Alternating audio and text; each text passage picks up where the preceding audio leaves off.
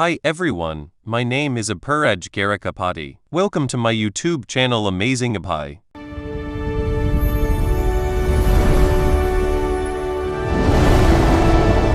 Every story has a world. He decided to use it again, activating Bafish's equivalent exchange. Golden energy swirled around his hand as he sacrificed a low-value item. The system announced he had lost a wisdom training scroll, but gained the Scarlet Blade, a powerful Jade Tyre-Assassin finisher skill. The blade was a high-damage melee attack that also healed him for a large percentage of the damage dealt. King Feng was pleasantly surprised. Obtaining a limit break finisher skill was a significant power boost. These ultimate abilities were known for being strong enough to turn the tide of a battle. He noted the base damage of the new Jade tier skill was more than double that of his most powerful legendary skill. Seeing its potential, King Feng immediately spent evolution points to upgrade the Scarlet Blade to legendary tier. The skill's damage and healing grew, and he calculated that with his buffs, a single strike could now inflict over 100,000 points of damage. With plenty of evolution points left, he decided to upgrade another core skill. He'd invested 500 points into his passive stealth ability, evolving it to Mythic. This upgrade not only increased his stealth level, but also granted him a new passive effect. While in stealth, the rate his lifespan drained in dangerous areas was reduced by 90%. King Feng's eyes glowed with satisfaction. This would make exploring high-level rage zones much safer. At level 17, Shadow could finally equip the new Jade tier gear he had acquired. He equipped a new veil, gloves, boots, and a ring, each providing significant stat boosts. With his new gear, almost his entire set was now Jade tier. However, he looked at his new mismatched appearance with disgust, remarking on how ugly low-level equipment was. He promptly switched his appearance back to his default, all-black Shadow outfit. Now fully upgraded, King Feng declared it was time to conquer the next hideout. The scene shifted to the real world in the suburbs of Magic City, where an armored vehicle pulled up to a grand mansion. An armed guard asked his colleague how many people they had brought back, and the other replied they had only found 4. The first guard expressed disappointment, and his colleague explained that fewer people were willing to sell their lifespan these days before telling the new arrivals to get out. A group of 4 disembarked, a large muscular man, a man in a long coat, another man in a suit, and a young hooded woman. The man in the coat looked at the impressive mansion and remarked that the buyers must be rich. A guard told them to wait outside while he informed Madame Dongfeng. The muscular man complained about not being invited inside, and the hooded woman impatiently told them to hurry up. Watching them, the guard scoffed, thinking the group of idiots would soon get what was coming to them. Inside the mansion's hall, Dongfeng Yui appeared with her young son, Nanshan. She coldly confirmed they were the ones selling lifespan and ordered them to convert it into light orbs and throw them on the floor. The muscular man smirked, asking if she was joking and pointing out that they had not seen any money. Dongfeng Yui's expression darkened, her eye glowing menacingly as she repeated her command, warning them to hand over the lifespan if they did not want to die. Suddenly, more armed guards emerged, surrounding the 4 sellers with their guns. The man in the suit raised his hands in mock surrender, asking what she meant. Then, a sinister grin spread across his face as he asked if she'd intended to rob them, just as they did to others. Before he could finish, one of the mansion's guards lunged forward, but Dongfeng Yui was shocked by the turn of events. The man in the long coat revealed his insect manipulator class and summoned a swarm of glowing insects, gloating that he had found a fat sheep. At the same time, the hooded woman's eyes glowed as she ordered her companions to wash this beauty clean, preparing to rob Dongfeng Yui and her people. The battle erupted as Dongfeng Yui's guards opened fire. The muscular man from the sellers group summoned a massive golden shield, a platinum tier ability called Golden Round Wall, which completely blocked the bullets. The guards were frustrated, unable to penetrate his defense. The man then leapt into the air and smashed the shield into the ground, unleashing a powerful shockwave. At the same time, the man in the suit displayed incredible agility, effortlessly dodging a hail of bullets. He slid gracefully across the ground, pointed his finger like a gun, and fired a powerful energy beam that killed a guard in a fiery explosion. He possessed a hidden class, the one-handed gunman, allowing him to fire different ammunition from his fingers. The fight quickly moved inside the mansion. The hooded woman leapt through the air with incredible speed, unleashing a swirling blue energy attack that cut down several guards at once as one of them called for backup. With a manic grin, she flew directly towards Dongfang Yui, screaming for her to die. Just as her attack was about to connect, she was suddenly kicked out of the air. A new figure, a large muscular bodyguard with a bandaged face, intervened, creating an energy vortex to protect his mistress. He warned Dongfang Yui to be careful, as they faced a player with a hidden class. Enraged, Dongfang Yui ordered him to capture them alive, intending to enslave them and force them to earn lifespan for her son. The bodyguard grimly noted their opponents were very strong, and their chance of success was only 50%. The muscular man with the golden shield noted their opponents also had players with special classes,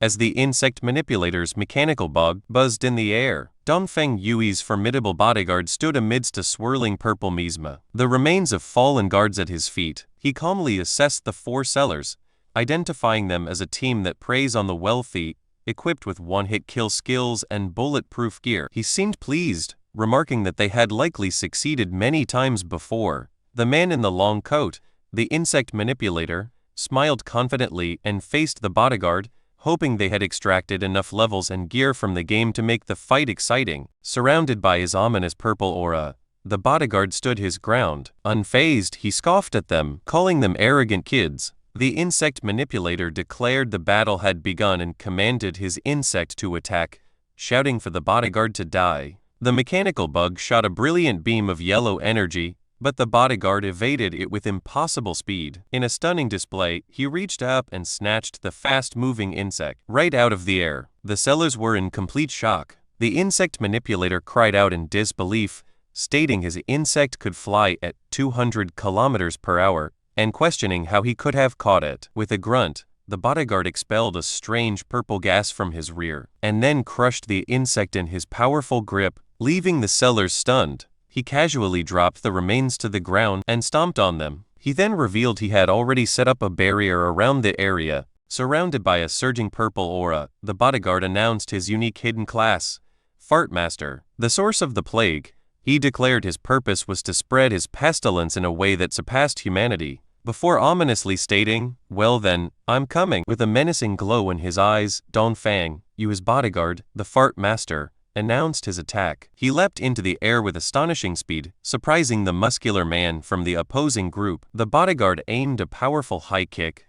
The muscular man taunted him, daring him to test his iron wall defense. Before we move ahead, please take a second to like on this video. A like tells me that you enjoyed this topic. Your support helps Amazing Apai grow naturally. As he braced himself, the bodyguard's buttocks released a devastating air cannon that shattered the man's golden shield and sent him crashing to the ground. The insect manipulator yelled for his companion, the one-handed gunman, to shoot. The gunman fired a volley of energy blasts, but the bodyguard dodged every shot with ease. The gunman taunted him, declaring that leaping into the air against a gunman was a suicidal mistake and he had nowhere left to run. However, the muscular man with the bandaged arms recovered and clapped his buttocks together, unleashing a powerful sonic boom attack. The blast struck the one-handed gunman, shattering his glasses and killing him instantly. The bodyguard stood over the corpse, remarking that the man's cultivation level must have been low for him to be slain by a mere sonic boom. Seeing his comrade fall, the insect manipulator turned to flee in terror, but a hand shot out and grabbed him by the head, stopping him. The bodyguard held the terrified man, who was now begging for his life. The bodyguard calmly reassured him that he wouldn't be killed, explaining that with 2 dead and 2 alive, he had fulfilled the 50% success rate he had promised. He then casually asked what had happened to their stealthy companion, noting his earlier fart should have stunned them. Confused and frightened, the man explained that the hooded woman wasn't with them and his other 2 brothers had been killed. He clarified they didn't know the hooded woman at all. She just happened to get out of the vehicle with them to sell her lifespan. The scene shifted to the Magic Leaning Tower, a landmark resembling the Leaning Tower of Pisa on the outskirts of the Magic City ruins. A glowing purple magic circle hovered above its peak. Shadow materialized as a semi-transparent, ghostly figure in the ruined cityscape. He went to the tower's entrance.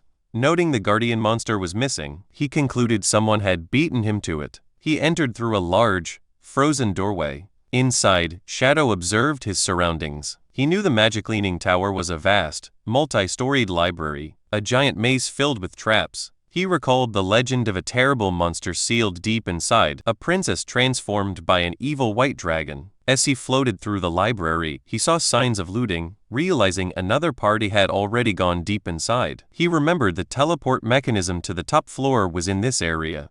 He quickly found a glowing book titled Postpartum Care for Suze. He knew pulling this book would trigger the teleportation magic. As he pulled the book, he was instantly engulfed in light and teleported away. He materialized on the tower's rooftop, floating behind two players who were shocked by his sudden appearance. Looking over the rooftop arena, he saw a large group of players battling the tower's guardian, a massive tentacled monster called the Desperate Princess. Shadow assessed the situation, noting the players' equipment was subpar and their casualty rate was high. He was impressed they had made it this far despite their disadvantages. His attention was drawn to the group's leader, a woman with long gray hair rallying her troops. She shouted for them not to be afraid and to simply run back after they died. Shadow recognized the group as the Feka Heavy Industry Guild and their leader as Huang Heifan. In his past life, Feka Heavy Industry was a major corporation. After the game descended, their leader, Huang Heifan,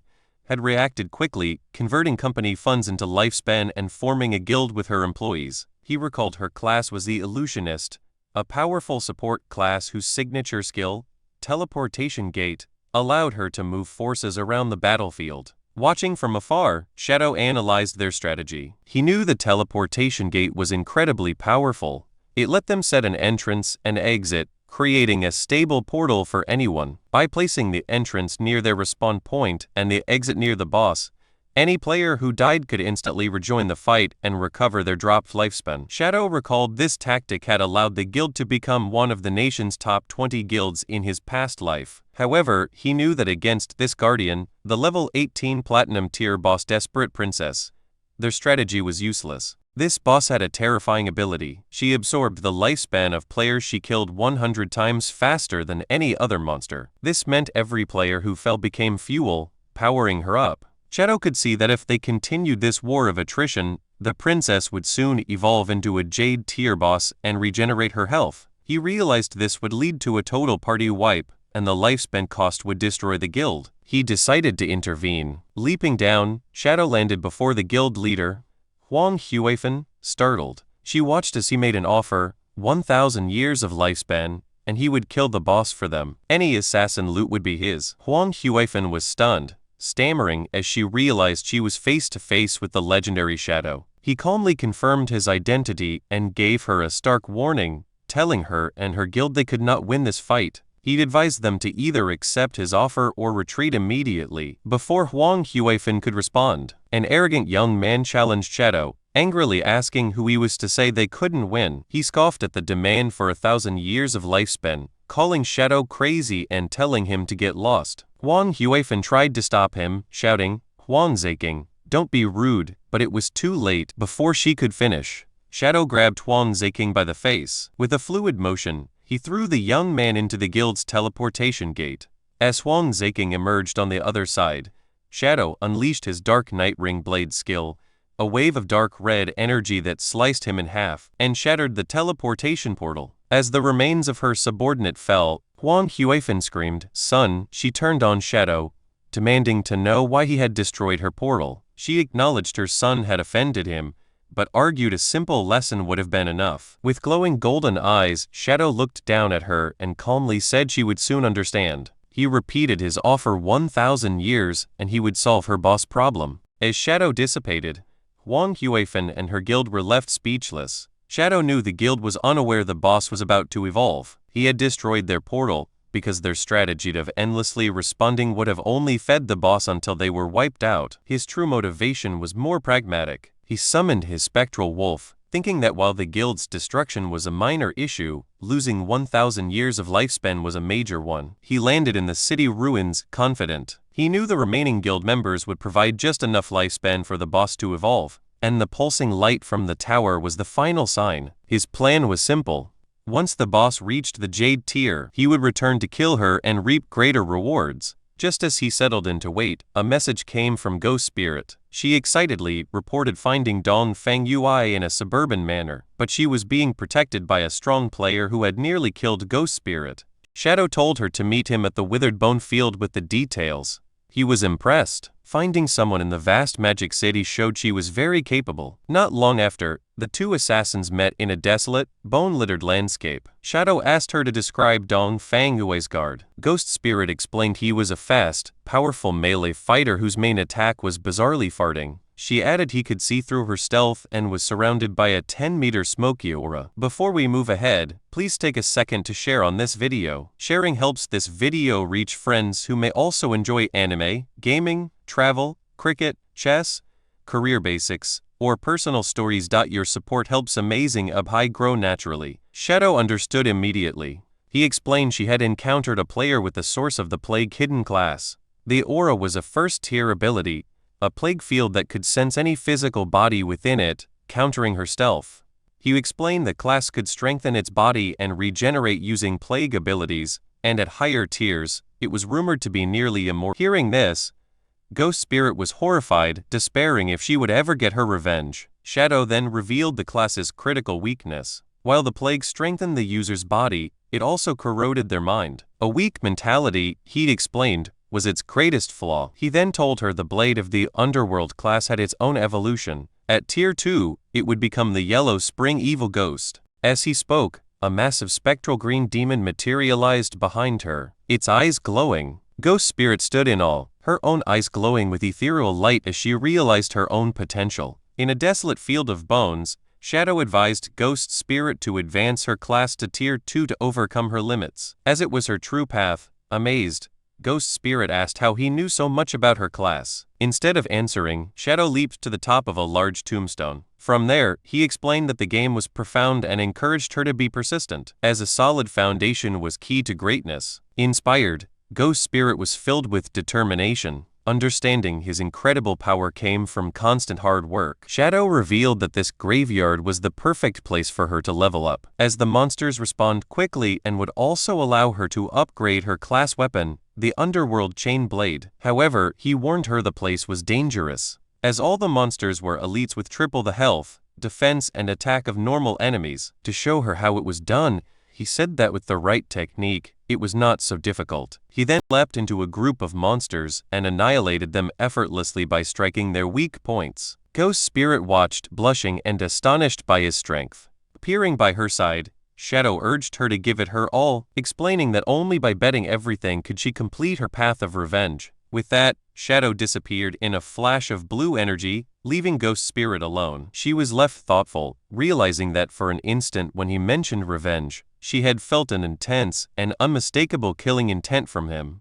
Meanwhile, in the ruins of Gyeonghai City, the sun was setting. Little Black was resting on the ground, leaning against her white llama, exhausted from her exploration. She felt hungry, but after checking her map, she decided to persevere a little longer, as she was close to finishing her exploration of the area. While resting, she noticed a strange dark glowing fruit on the ground. Curious, she picked it up, thinking it looks like a plum. Without a second thought, she took a big bite and was delighted to find it was delicious. To her surprise, a system notification appeared, informing her she had gained 50 experience points. She was amazed that a simple fruit could grant her experience. Looking up, she discovered a long trail of the same glowing fruits. Excited, she followed the path, happily eating the fruits along the way and gaining 50 experience points with each one. Her feast was interrupted by a message from Captain Onyu. Anu urgently told Little Black to come to the corrupted coast, explaining a man named Maniling had been captured by a boss.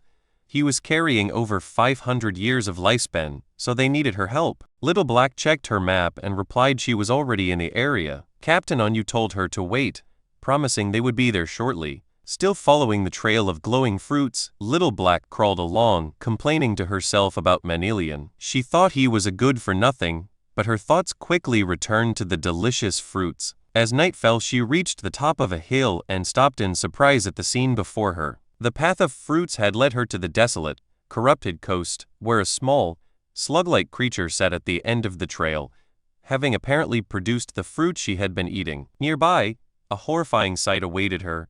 A colossal bloated monster with several sharp-toothed mouths on its back held a small, screaming humanoid figure. Little Black, her face still smudged with fruit juice, was shocked and wondered what kind of boss this giant creature could be. Her eyes then darted to the ground, where she saw the motionless bodies of 2 players and recognized one as Manilian. She realized this grotesque monster must be the boss Captain Onyu had warned her about. The creature sat before a massive bowl and proceeded to bite the smaller creature it held. A system window identified the boss's Spirit Devourer, a daily G-Year, a level 20 J-grade monster. The Spirit Devourer then crushed the small creature in its fist. Little Black watched in horror, realizing the boss was not eating a player, but another monster. The creature then tossed the bloody remains into its bowl and began to mix them into a gruesome meal. Captain Onyu and her party arrived on the hill, finding Little Black still observing, and Onyu asked if she had seen Manilian in the boss. The group looked on from the hilltop.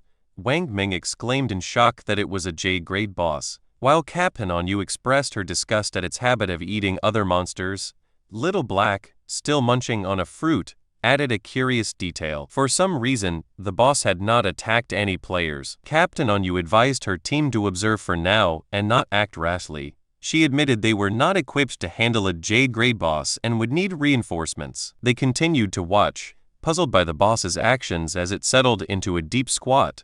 They wondered what it could be doing before one of them hesitantly suggested it might be defecating. To their shock and horror, their suspicion was confirmed as glowing purple fruits began to emerge from the monster's rear. Little Black screamed in disbelief. Examining one of the new orbs, they commented on its peculiar shape, realizing it looked exactly like a plum. The terrible realization dawned on Little Black as she looked from the fruit in her hand to the boss. The delicious plums she had been eating were the monster's feces. Her face drained of color as Onyu and Wang Ming stared in stunned silence. Little Black let out a silent, horrified scream, dropping the fruit as she processed what she had done. She frantically wondered what she had just eaten. While Captain Onyu and Wang Ming desperately tried to quiet her, her scream was too loud and the massive Spirit Devourer slowly turned its head, its attention now fixed on them. The colossal boss loomed over them, and as it opened one of the mouths on its back, it let out a terrifying roar that seemed to echo with the whispers of an ancient, gluttonous god. The party was frozen in terror, knowing they were in grave danger. After the Spirit Devourer's terrifying roar, the world seemed to distort around Captain Onyu and Wang Ming. A strange power washed over them, making their eyes glow red as they screamed in agony. They clutched their heads, overwhelmed by a ravenous hunger that consumed. Before we move ahead, please take a second to like on this video. A like tells me that you enjoyed this topic. Your support helps Amazing Apai grow naturally. Their thoughts. Little Black watched in confusion as Captain Onyu and the rest of the party rushed past her with crazed desperation. Ignoring the monster, they sprinted towards the massive bowl, filled with the bloody remains of the creature the boss had been preparing. With frenzied expressions, they plunged their hands into the gruesome mixture and began stuffing the gore into their mouths. Muttering about how hungry they were, as they ate, their bodies began to unnaturally swell and bloat, their faces becoming round. From her hiding spot, Little Black watched in horror, exclaiming that her friends had gone mad, eating themselves into obesity. She then wondered why she was the only one unaffected by the strange hunger. Her question was answered in the most horrifying way. The massive Spirit Devourer loomed over one of the now bloated party members, grabbed him effortlessly, and shoved him whole into one of the gaping mouths on its back, devouring him completely. Watching this, Little Black finally understood the boss's horrifying mechanic, screaming in terror that the boss ate the fattest person it could find. Panicking, Little Black realized her elite team was not enough and concluded her only hope was to seek help from that man. She quickly contacted Shadow and explained they had encountered a J-grade boss, the Spirit Devourer, Undaily Jar, and that Captain Onyu and Wang Ming were about to be eaten. Shadow's demeanor changed upon hearing the name. He realized this was the bloodline monster he had been searching for, and thought Little Black was truly his lucky star. He told her to send him the coordinates, and said he was coming immediately. The scene shifted to Shadow at the entrance of a glowing cave. He noted that he had already acquired the keys to 3 other platinum hideouts in Magic City. He decided this was the perfect time to deal with the bloodline monster, as the desperate princess boss should also be done evolving soon. A short time later, Shadow arrived at the corrupted coast. Little Black greeted him with relief. He asked where the boss was and she pointed just ahead. She frantically told him that Captain Onyu and Wang Ming had already been eaten and begged him to rescue them. As they watched, the giant boss squatted down again, straining as if about to defecate. To their absolute disgust, a large translucent purple orb was expelled, and inside it, the horrified face of Mani Ailiang was clearly visible. Both Shadow and Little Black were shocked. Little Black cried out that the boss had excreted Mani Ailiang and worried the same would happen to Enyu and the others. Shadow explained the monster's mechanics. The spirit devourer was a servant of the gluttonous ancient god, and emitted a whisper that drove players into gluttony. The more they ate, the fatter they became, and the boss then devoured these fattened players to digest their lifespan. He continued, revealing there was only one way to be immune. One must eat the boss's excrement. He added that although it was disgusting, he had heard it tasted good. He then looked at Little Black, realizing she was unaffected, and began to ask if that meant she mortified and crying. Little Black cut him off, begging him to stop.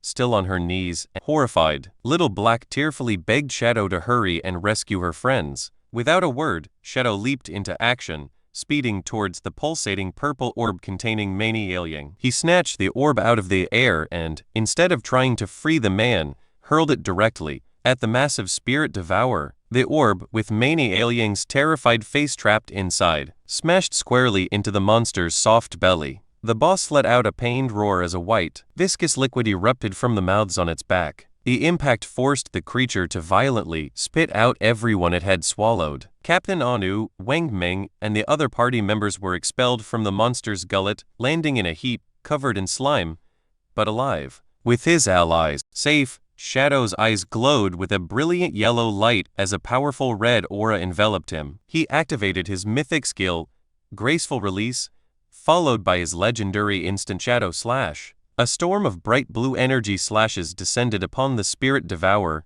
inflicting devastating hits, each dealing tens of thousands of damage. Shadow saw his finisher skill gauge was full and decided it was the perfect time to test its power. He unleashed his ultimate attack, the Scarlet Blade. A colossal blade of pure red energy formed and sliced vertically through the spirit devourer, dealing an astounding 1,015 points of damage in a single strike. A system-wide announcement declared that player Shadow, from Great Zia, had achieved the world's first kill of a Jade Grey boss.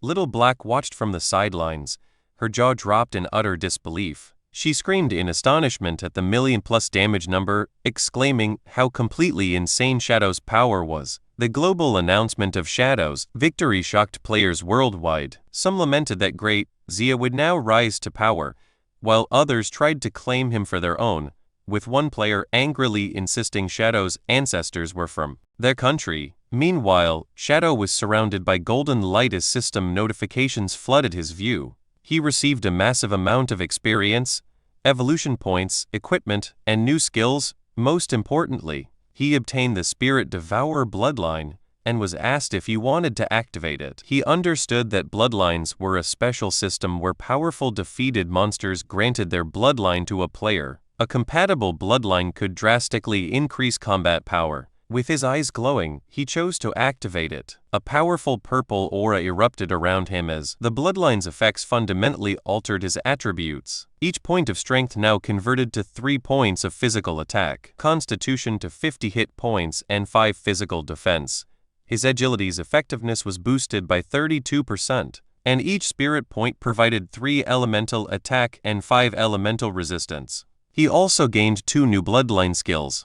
The first, Spirit Devourer, allowed him to consume any skill of his own class for an attribute correction bonus, though it increased his appetite by 200%. The second, Big Mouth, let him form a massive energy mouth to swallow enemy projectiles, healing himself based on the absorbed projectile's damage. Shadow contemplated this new power, realizing the potential of devouring skills to gain extra attribute corrections. He understood attribute correction was the efficiency of his stats. For example, 1 strength point normally granted 3 points of physical attack. The boss had conveniently dropped a bronze tier poison blade skill, which he considered useless on its own, but perfect for a test. He used Spirit Devour, crushing the skill icon. The system confirmed the action and notified him his strength conversion had increased from 3 to 3.3 points of physical attack per point. He was initially disappointed that a bronze tier skill only gave a 0.3 increase, but then he had a crucial insight. The devoured skill was now a passive ability, which meant it could be evolved. He immediately spent 242 evolution points to upgrade the Devoured Poison Blade skill from Bronze to Legendary. The result was astounding. The system informed him his strength conversion had now increased from 3 to 5 points of physical attack. His eyes gleamed with excitement. He realized that if he continued to devour and upgrade skills, his attribute corrections could become hundreds of times greater than other players. A determined smile spread across his face as he declared to himself that he was, once again, invincible. After the battle, Captain Aniu, Wang Ming, and the rest of the party were safe, but in an embarrassing and slimy state, still bloated from the boss's gluttony effect. Wang Ming tearfully thanked Shadow for saving them, relieved they weren't all excreted by the boss like Mei and Ilion. While her friends recovered, Little Black rushed to the still bloated Captain Aniu, giving her a hug and reassuring her that she was still beautiful regardless of her size. Once everyone was back to normal, Captain Aniu approached Shadow to discuss his payment, explaining that the Shanghai officials were short on lifespan. Unconcerned, Shadow told her not to worry and suggested they could repay him by finding assassin skill books. Instead, Captain Aniu readily agreed. With the deal made, Shadow vanished in a swirl of dark energy. With their mission over, Aniu told her team it was time for them to head back as well. As the group left, Mei and Ilion, still trapped in his rolling purple prison, tearfully made everyone promise to never speak of what had happened. The exhausted team reluctantly agreed. The story flashes back to the Magic Leaning Tower, just after Shadow jumped down from its peak. At the top of the tower, the battle with the desperate princess was still raging. The boss, a tentacled creature, was down to the last third of its health. The guild leader, Huang Huifan, urged her team on, ordering a healer named Xiao Qi to use her Tree of Life skill. Xiao Qi obeyed and a massive glowing tree of green energy erupted, continuously healing the guild members. Huang Huifan rallied her troops, shouting that since Shadow had destroyed their portal, they couldn't afford to die. She encouraged them to go all out, believing victory was near. Filled with renewed vigor, the guild's tanks charged, and the team unleashed a final barrage of attacks on the weakened boss. Believing they had won, Huang Huifan celebrated with Xiao Qi, crediting her life priest class for their success. However, their celebration was cut short. The desperate princess retaliated with a powerful tentacle strike, shattering a tank's shield and instantly killing him. The boss then closed her eyes and began to absorb. If you enjoyed this video, please hit the like button and subscribe to Amazing Apai. Subscribing makes sure you do not miss the next video, and it gives me motivation to keep improving the quality of every upload. Thank you for being here, and I will see you in the next one.